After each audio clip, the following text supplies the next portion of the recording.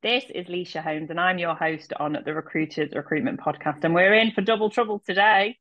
This is my absolute pleasure to introduce to our community today two people who have had the great pleasure to get to know over the years. One has actually been on the pod in the past, but just on his own. And today we're going to talk about a little bit of a different project. So without further ado, I'd like to welcome to our community Greg, Elton, and Lindsay Hartland of Recruitment Founders Club. Welcome to you both today. How are you? Good, Leisha. Thanks. How you doing? Well, we've got the pro answering first because for our audience, Lindsay has been on before, but Greg, I think, might be popping his podcast cherry today. Is that right, Greg? Absolutely. And I haven't been an avid listener to them until you told me off in the I did. couple I of did. weeks. He's never listened to a podcast in his life. And for anyone that obviously you're listening because you're a podcast fan, I can't understand it because I listen to it probably about 3 or 4 a day. I just absolutely love when I'm moving around. So we'll go with Lindsay first because given he's the pro. Tell us who you are and what you do. Okay, so I'm Lindsay Hartland. I'm a business owner, a recruitment business owner. Hanison Green Limited is my small boutique recruitment business, which you know of, and that's when I came on the pod previously. And that's been going for about 3.5 years now. Yep. Prior to that, I was in the corporate world at Sthree for 18 years, from trainee to partner. Set Hanison Green up in the middle of a pandemic. And then more recently, which is what we're going to talk about today, I think in most part is our new business Recruitment Founders Club, which I've co-founded with my good friend sitting next to me, Mr. Greg Elton. Good friend, but I believe somebody that possibly crossed paths with you during your corporate career. Because I think anyone that's listening who's in the Midlands, you've probably come across Lindsay in a capacity of he's either managed you, worked with you, knows you. Everybody knows you.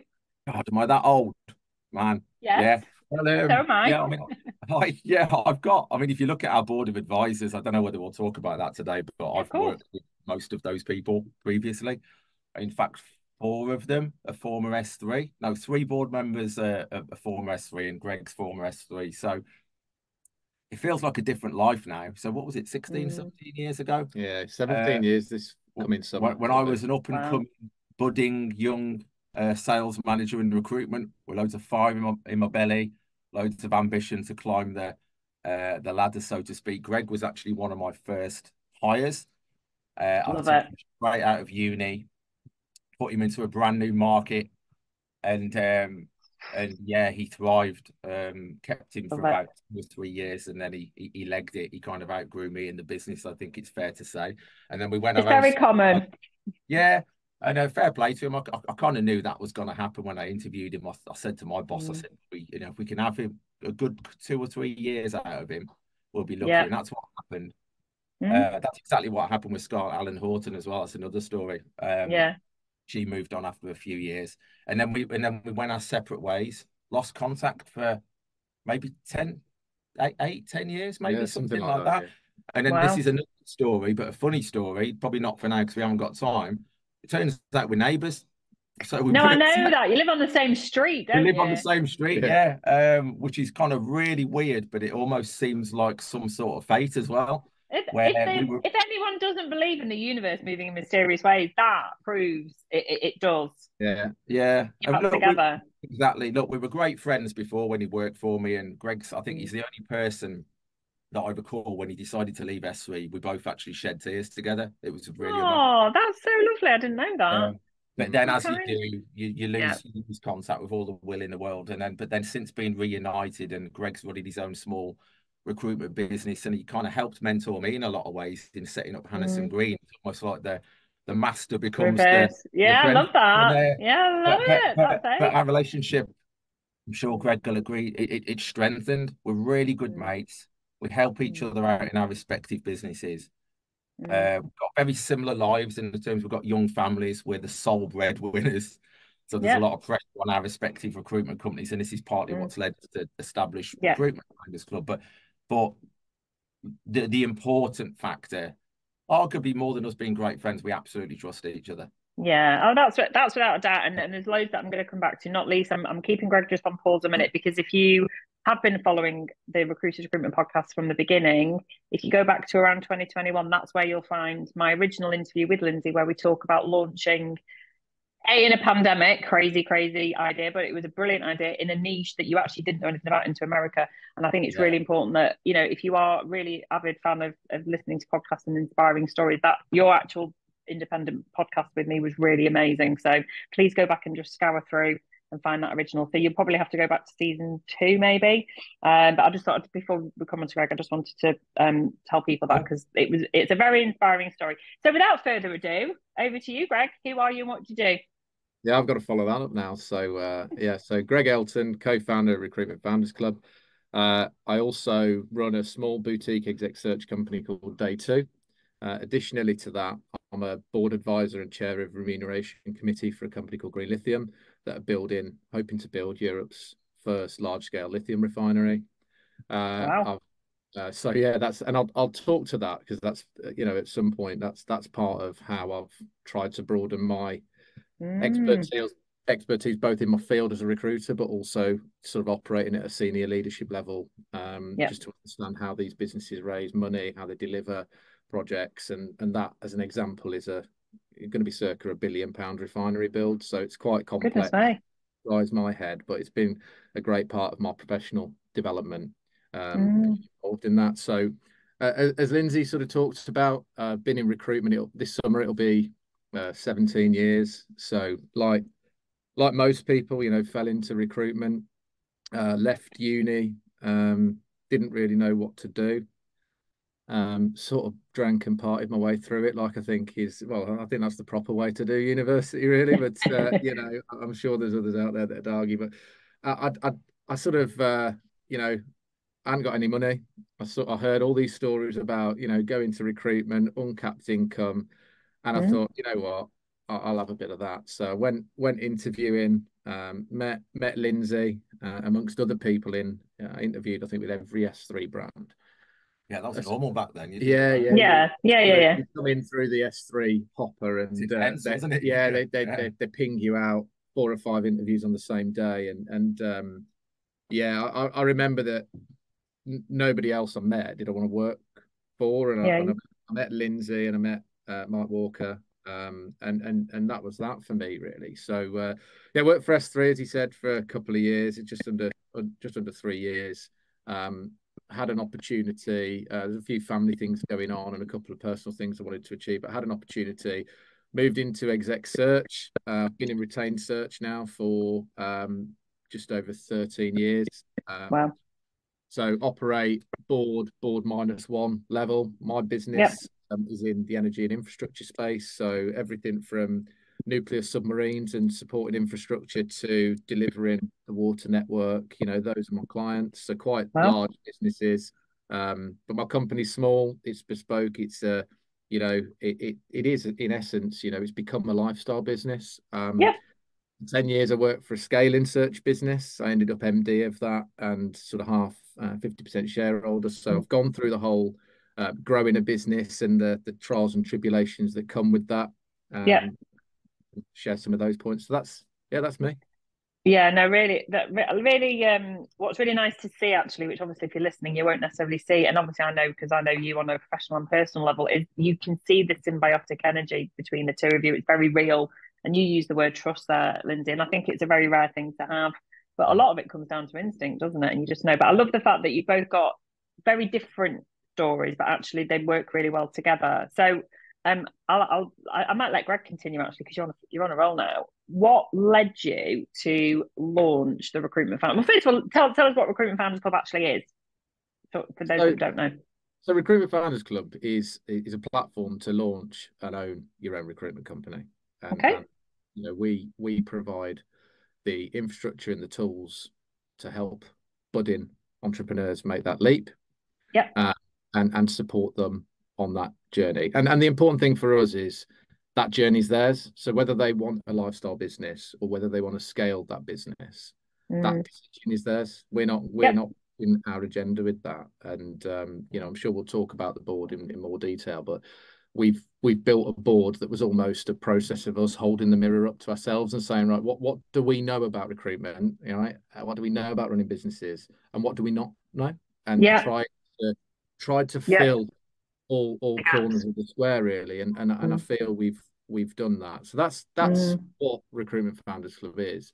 What led me to be involved in launching it? A couple of things really. So I had a really bad injury. I ruptured my Achilles playing football about 18 months ago.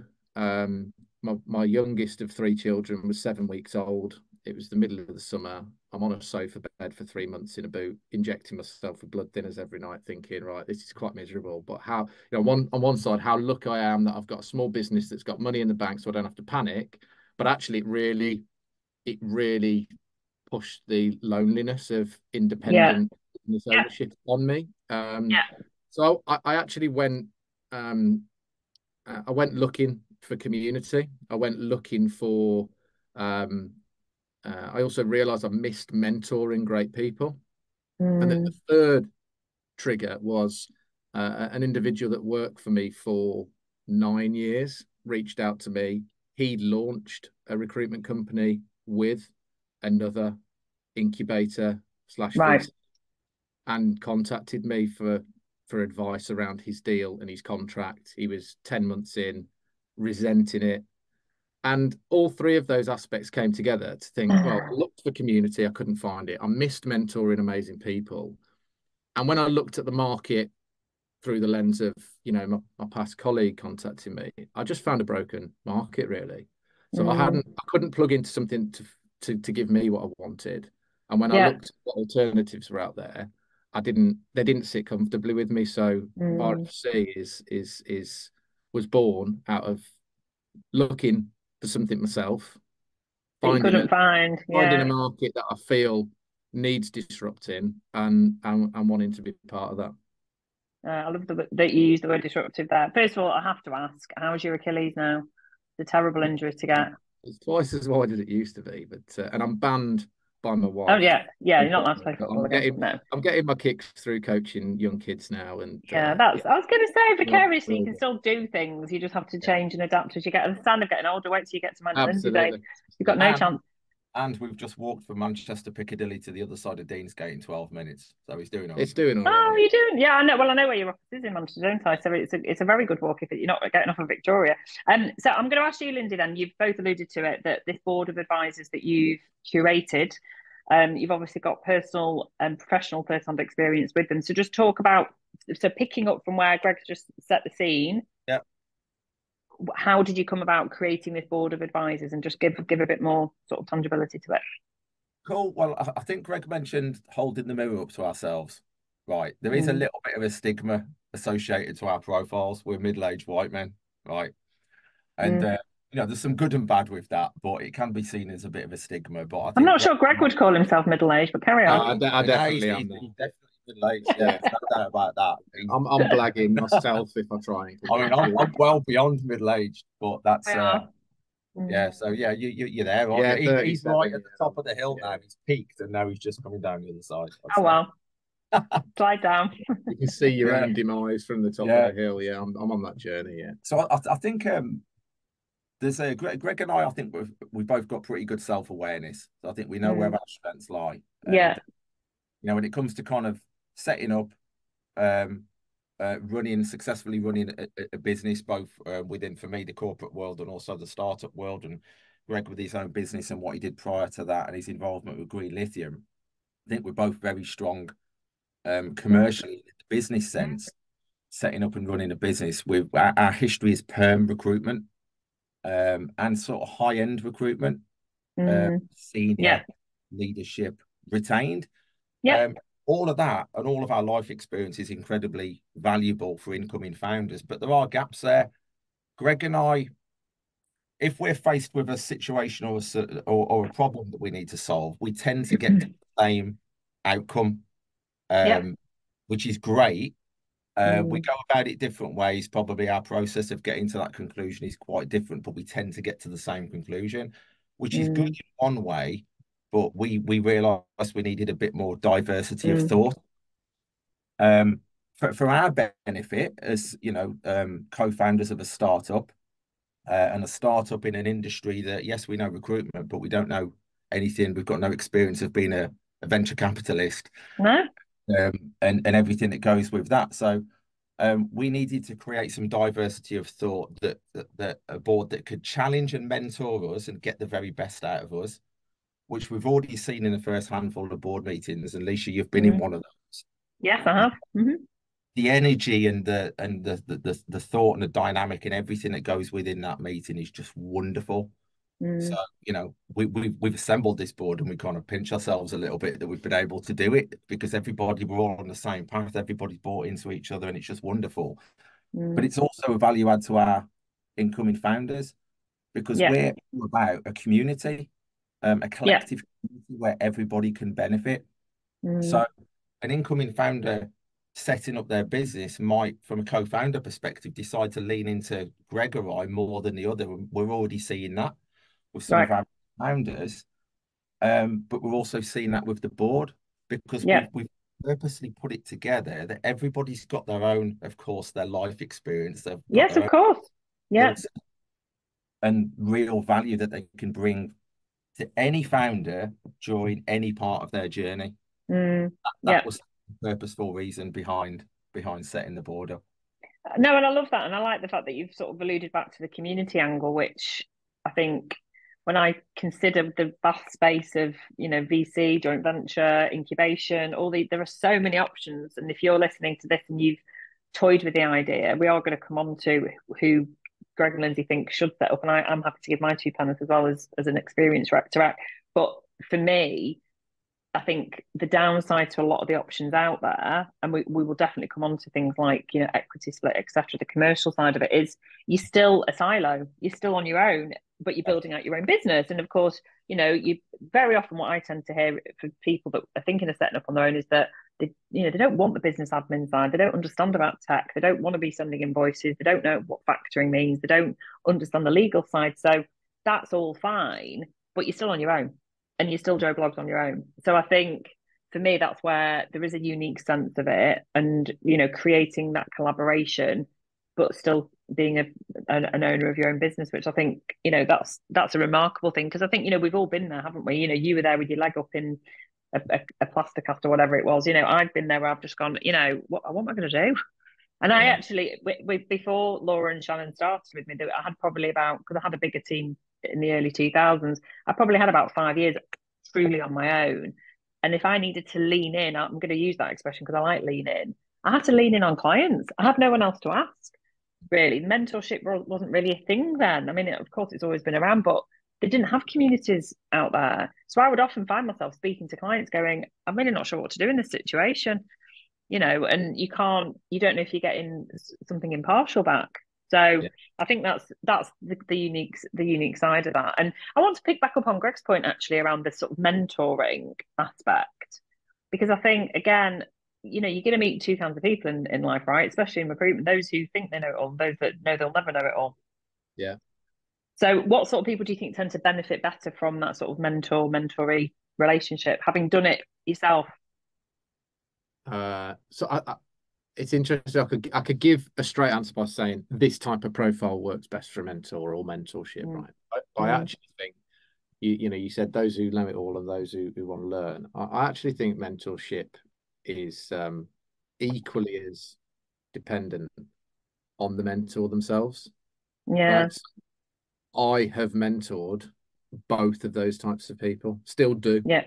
Right. Okay. Yeah. Okay. And with the ones that know it all, it's all about how I adapt to them and how I connect with them, because they'll all have areas of insecurity, weakness, development, just like I have, you two have, right? Of course. Yeah. I think there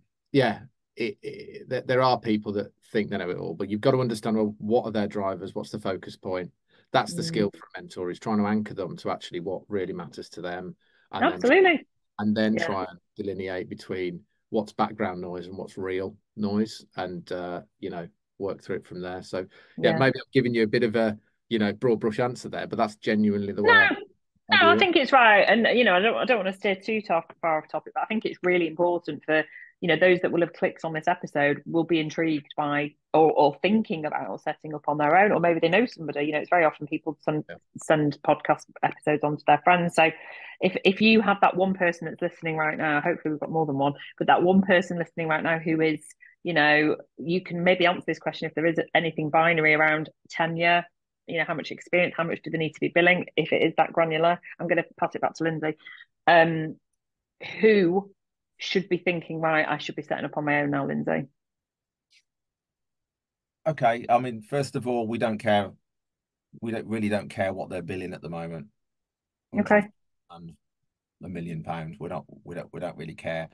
I think my simplest answer to that is somebody that's just looking at making a change in their life. They're unhappy with a fundamental aspect of their role currently. Yeah.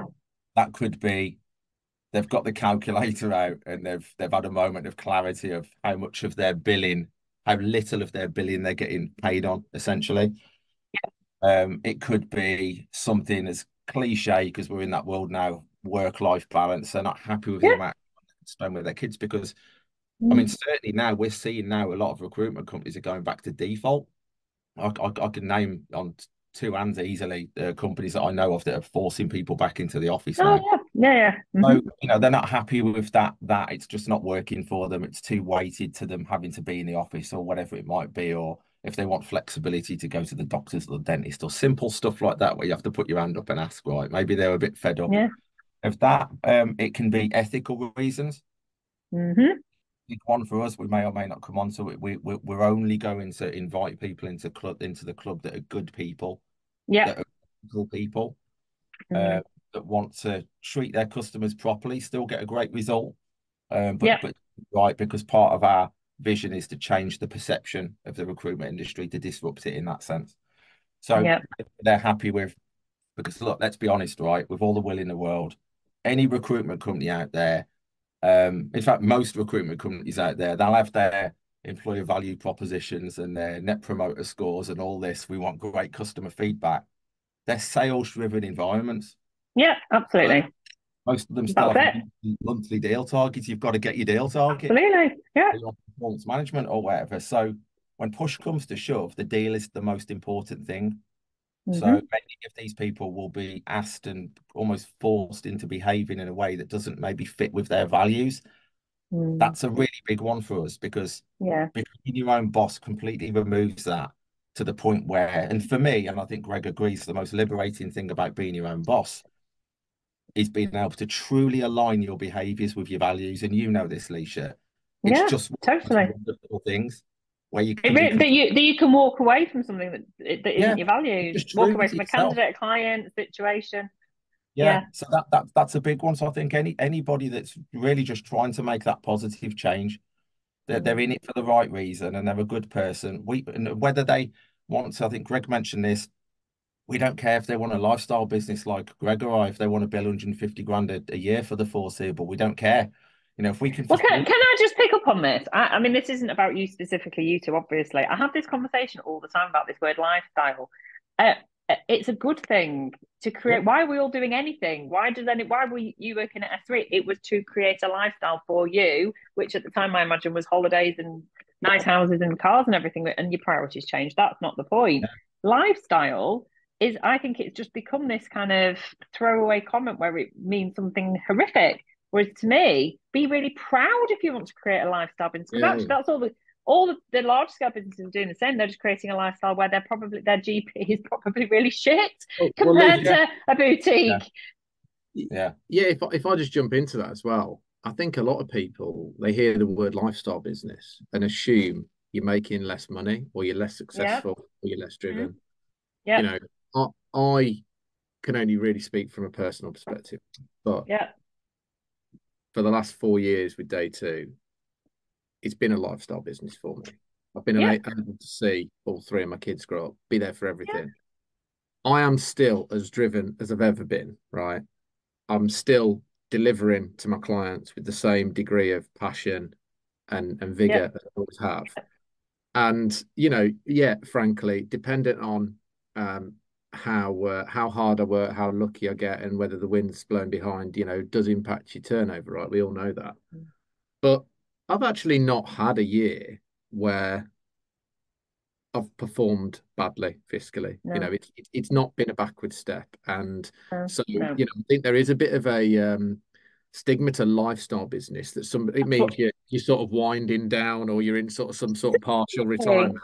Absolutely not. Absolutely not. I actually think the key to lifestyle businesses is, you know, you're just in control of it and you're working smarter. And don't get me wrong, you know, back to my days with billing, like, you know, give or take £1 million. Like, I was working crazy hours. I didn't have a life, right? Don't get me wrong, I'm not billing at that level now, nor am I working at a level, but I'm still performing. I'm still hitting what I deem to be your goals, very credible goals that I've put in place. I'm just in more control of what I do, and more importantly, how I do it. How you do it. And I'm really pleased that I brought that up, because I think it is stigmatized. I think it's disregarded, and I think people look down upon lifestyle business. I've personally been victimized by not nice competitors that I'm really good friends with, but ex-competitors, let's say, who used to say things like, "Oh, it's just a lifestyle business, Felicia, and she does it from a kitchen table." Yeah, but I'm also at 97% operating profit. So what, you know, show me your profit and loss. Do you know what I mean? I don't think it matters. And I think the word that I would use about lifestyle business generally is that it's people that are doing things that feel right based on their values and have created freedom to choose, like Lindsay was saying, freedom to choose which clients to do business with that align with their values, that the behaviors that you will hire people on. If you are, you know, I've still got people working for me, but their behaviours match mine. And I think, you know, that it's all bollocks what people put on their EVP if they're not actually following through with those behaviours. So I'm really pleased I brought that up, because I think there is a lot of snobbery around this in the VC market, where I've had conversations, as you know, with lots of other providers, and there are some really great options out there. You know, we're not here to slag off anybody at all. I think there's some really exciting opportunities. But for me, when a potential investor says that to me in a very throwaway comment, I'm like, well, you wouldn't turn me away, would you, if you wanted to invest in me? Because you'd make money on me. So I think there's a real snobbery, and I want, if you're the one person listening to this that actually, what Lindsay described was me. I'd had a baby. They couldn't accommodate flexibility. I mean, we are talking nearly 20 years ago, but actually the world hasn't changed that much, because we've gone back to mandating 3-4 days in the office.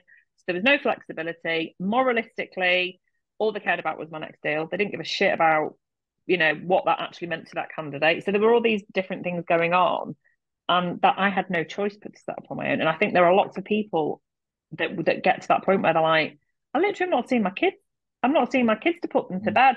So I think that I'm pleased that I brought up lifestyle, because actually I think it's a really big part. Now, I want to pick up on the word that you both use now, and I think this is one of those throwaway words that got thrown around LinkedIn quite a lot a few years ago, but I love it because I'm just a bit of a rebel anyway. You both want to disrupt. So how? Why? I'm going to go to Greg, because Greg's all energized. I can see he's going to be on everybody's podcast after this, Lindsay, isn't he? Look, I don't know about that. Well, that remains to be seen. Yeah. Going back to your middle-aged sort of brummy sort of you know, I don't think I've got that much to sell on there, but you two need a podcast, but we'll come back to that off camera. Carry on. Yeah. So what and how are you disrupting? So it's a good question, and one that's actually multifaceted, and I'll try and not take too long to tackle all aspects, but there are a lot of, when I started looking at that VC incubator sector, there's a lot of offerings, and there's a lot of really good ones, you know. What I did see though was a couple of common themes, right? First one, greed. Okay. Really common theme in that market. So greed. Second one was quite a consistent profile of the people or groups of people that run those VCs. Okay. They're all the people that are successful, no doubt, right? Credible, no doubt. They had a big exit 5 to 10 years ago, right?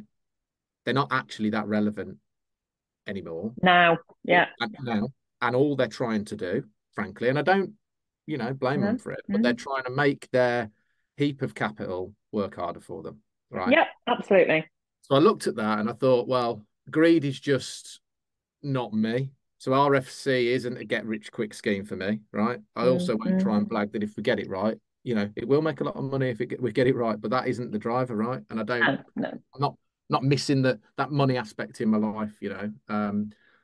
But the greed is something that I fundamentally disagree with. It's something that's irked me for years in the recruitment sector more generally, and I saw it in that space. And the second thing was that community and that relevant mentorship. Okay, so you know, to some people, they want a mentor that has bought or grown and sold multiple businesses, right? Yeah. But to others, especially when they're in that embryonic phase of their own entrepreneurial journey, I think there's something really quite powerful about the likes of me and Lindsay still being on the coalface in small businesses. Absolutely. Yeah. We're out there. We've got very similar businesses in terms of size. We're turning over $250,000 to $500,000 a year, doing predominantly perm billings ourselves, right? Yeah. We are in the very trench. You're in the trenches. Yeah, absolutely. We are in the trenches that then people are about to step into, right? Yeah. And that doesn't mean that like we're like these gurus that know everything, right? But what it means is we're relevant. Yeah. We're in it with you. The problems you're gonna face and will face, we're facing every day ourselves. Yeah, right? you understand it. You know, it is. We understand it. We're still billing. We're still going out there and winning work and delivering it, and that is using the tech, understanding what you're selling as part of your package. Absolutely, absolutely. And it's a really good maybe point. Maybe the pod isn't for this, right? But you know, everyone talks about tech stack, and I've seen talking about the market when I did my market research, right? There's companies out there offering 80 to like 130 different tech platforms. I mean, I'm sorry, like that, you're just going to be blinded thinking, what do I go? God, you're going to be we're such consumers as recruiters. We all like to try. How many things do you subscribe to that you don't use? Yeah, I'm like a magpie, you know, if it sparkles, I'm over there, you know. Everybody in recruitment is. I mean, our supply chain and the partners that we've gone with, it's half a dozen to 8 from everything from accounting to the software that we use. It because I think we are going to say hello to Pager here, aren't we? We're going to shout out to our sponsor. Absolutely. Yeah, I introduced you to Pager, so they've been sponsoring us now for over a year, and you know, but that's very neat. That's very specific. It's strategic. There's a reason for it. Niche, but I think you're right. Value. It's niche. It adds value. It's not just exactly. noise. It's not just another product that you can have. And like, that's not me devaluing the RecTech market. There's lots of great businesses out there. But to run, to get a business off the ground and run it successfully in its first 12 to 18 months pre-headcount growth, don't need a lot. No, I agree with you. Operating profit, like you ain't doing that using 15 different products. You're definitely not. I want to ask a question before I forget to Lindsay, because we should have covered it off before I went down the lifestyle rabbit hole. When we're talking about people that are thinking of setting up, do they need to be 360?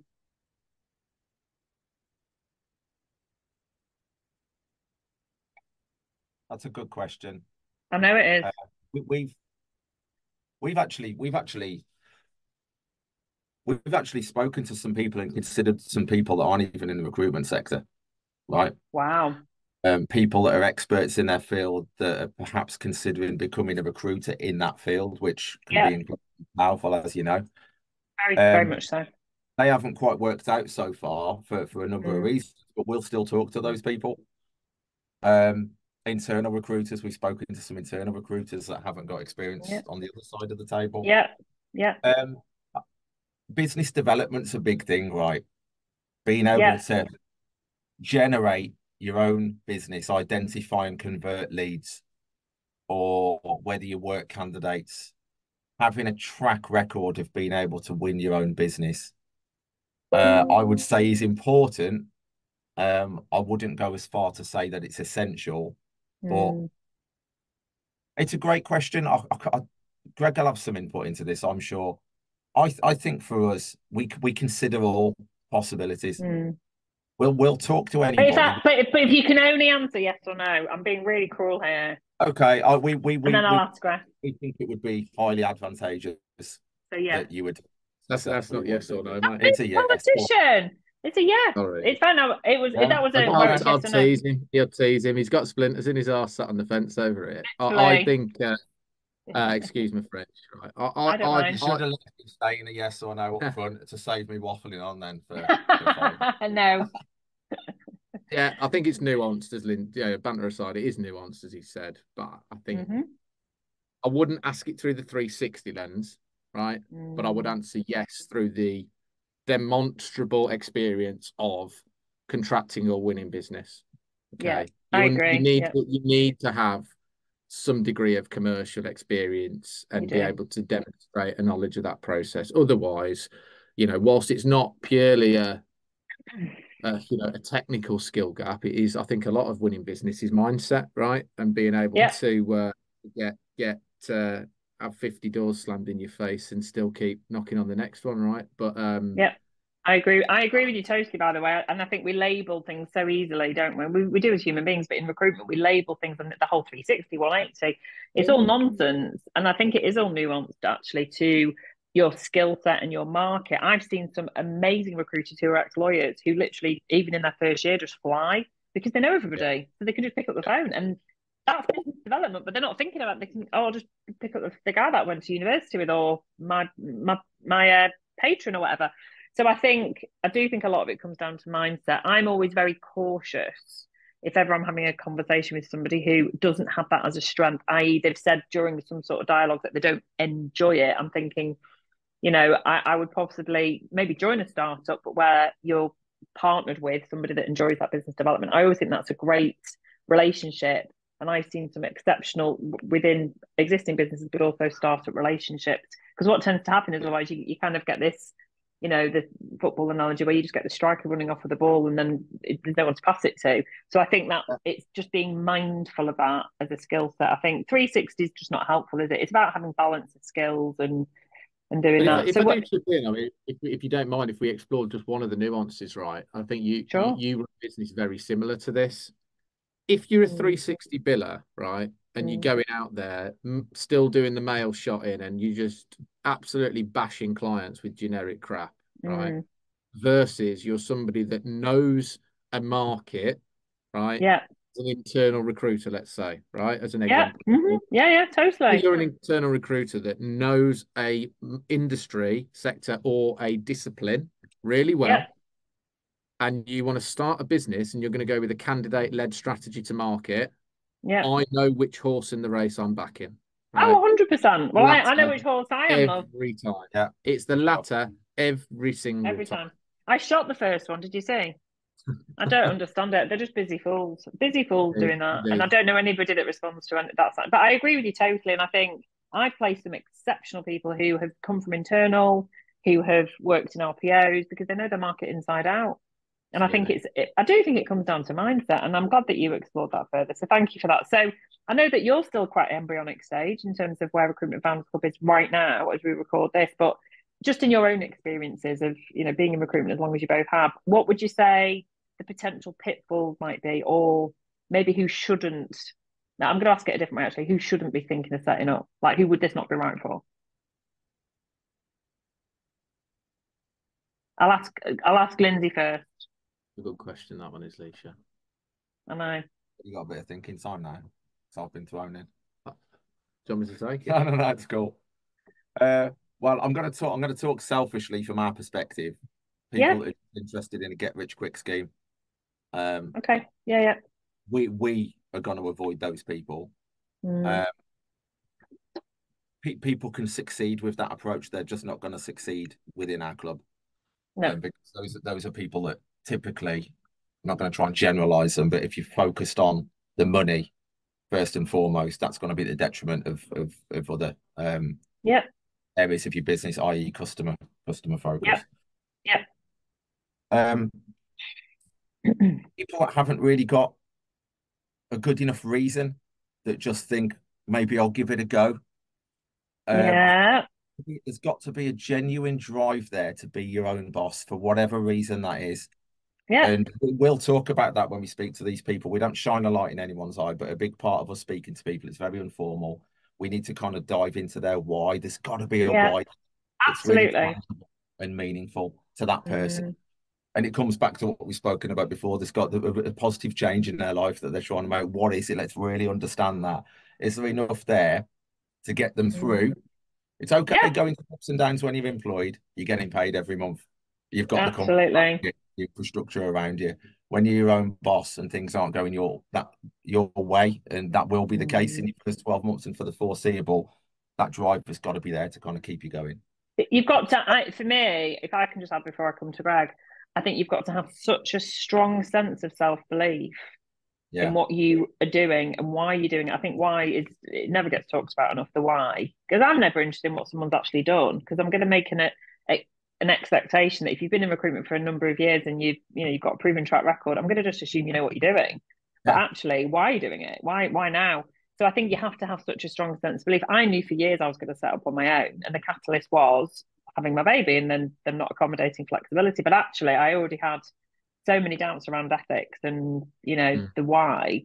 So I think that's really good advice. Is there anything you'd like to add to that, Greg?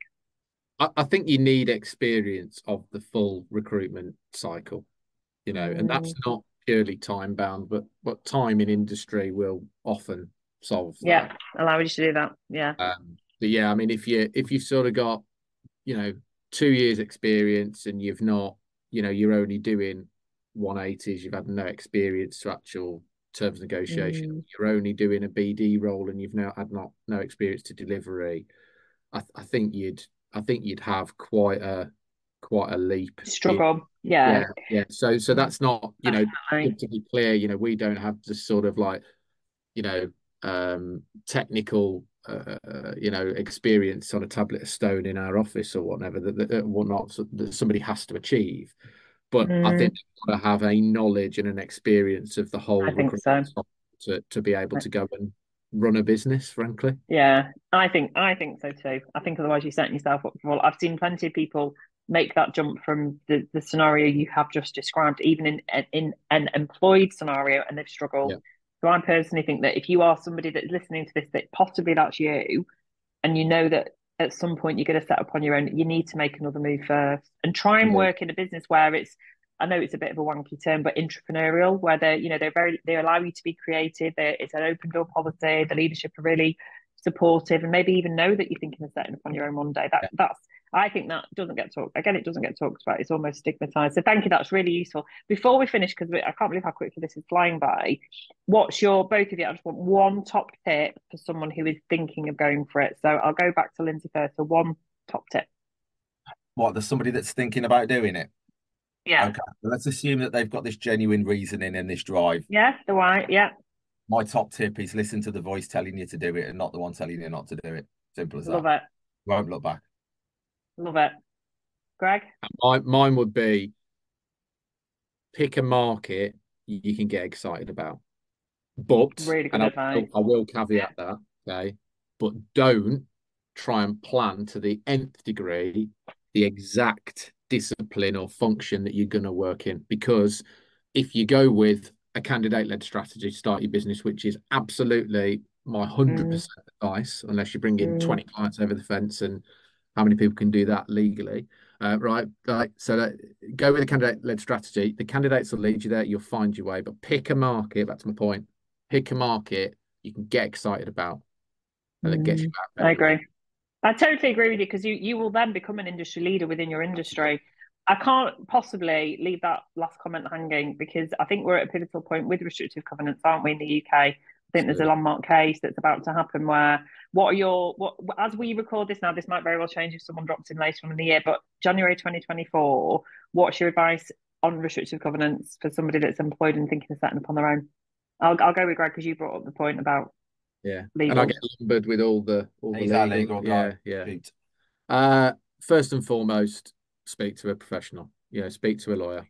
Secondly, don't go burn any bridges for the sake of it. But also, and I think we've used a bit of loose language, don't just shit yourself off a generic letter you get from a sharky past employer. Some of the stuff I've seen people receive is just nonsensical, right? And it's more about the ego of their past employer and their insecurity rather than the legal, foundations that it's built on. So get a legal partner, get it looked at. Don't proactively look to go and shark business, because that just isn't right. And I'm a big believer in karma, right? I am too. But also, as I say, don't shit yourself when you get some nonsensical letter off a bitter ex-employer. Get it checked out and understand from a professional perspective what you can, you can't do. And no, it's really good advice. I'm really pleased that you brought that up, because I actually it would have been remiss of me not to have brought up the legal aspect. Gosh, I mean, is there anything we haven't covered in this podcast for anyone that's thinking of setting up on their own? I just like to add, just fucking do it. What have you got to lose? You know, if all these other things combined I'm talking about, and if you reach the end of this podcast, just write your plan down and just drop me a note. JFDI. I think it's just like JFDI. But the final thing I'd leave on with that is, if you are decided to go down the route of partnering with a company such as ours or our competitors, just do your research. I'd say be very clear on what support you want and need. Absolutely, yes. And don't get blinded in the lights. No. Like many recruiters coming out of employment, having that comfort of being within employment, they can be like rabbit in the headlights, and they can be quite naive. I was in my mid-40s. So be very, very clear on what you need and want, and make sure that that partner actually provides that for you, not just at the entry point, but for the longer term. And if that one point as well, which I think is a really common thing for recruiters, without focused on, billing, that they become very money and cost centric. When you move into business ownership, and it's something that I've learned through being on the board of my golf club, being involved in green lithium, businesses that don't work like the recruitment sector. There's a saying that a CEO gave me, which was penny rich, pound poor. Okay. Yeah. So there's certain services and partners that we use in our business that are more expensive than other competitors. Okay. But buying value. I agree. Okay. Yeah. Now, I am not naive. I'm not an advocate of just going out there, and I'm not suggesting that the most expensive solution is the best. That's not what I'm saying. No. There are certain aspects of your business where spending more actually gets you more. Yeah. And that's it's a false economy, isn't it? A lot of people think that they're cutting corners. It goes back to the whole intrinsic thing around values, doesn't it? But that is a really, really great point. And I would just add to all of those last 2 points is do your due diligence, and you will get so used to doing due diligence all the bloody time because you'll make, and that's where it'll all go back right to the very first thing that I think Lindsay said at the very start of this, which was, you'll get to choose who you do business with in every sense, and that'll be down to you how you do due diligence. Wow. I mean, gosh, this has been so valuable. I can't thank you both enough because I know how busy you both are. But has it been enjoyable for your first experience, Greg? Really enjoyed that. Yeah, for having us. Yeah, absolutely. You're welcome. I put that question to Greg, by the way, Lindsay, because I wanted to know how his cherry had gone. Yeah, it's gone. Once you pop, you can't stop. So, yeah. Are you going to listen back to it? Well, I'll listen to your other ones. There's nothing worse than listening to your own voice. You get used to it in the end. I don't mind. Get used to it. I hate that. Yeah. Yeah, you have to just. Yeah, you just have to learn to love yourself. Yeah, well, we'll see, won't we? Yeah. But, and if you have been listening to this, and you could actually tell the difference between Greg and Lindsay's voice, you win an award.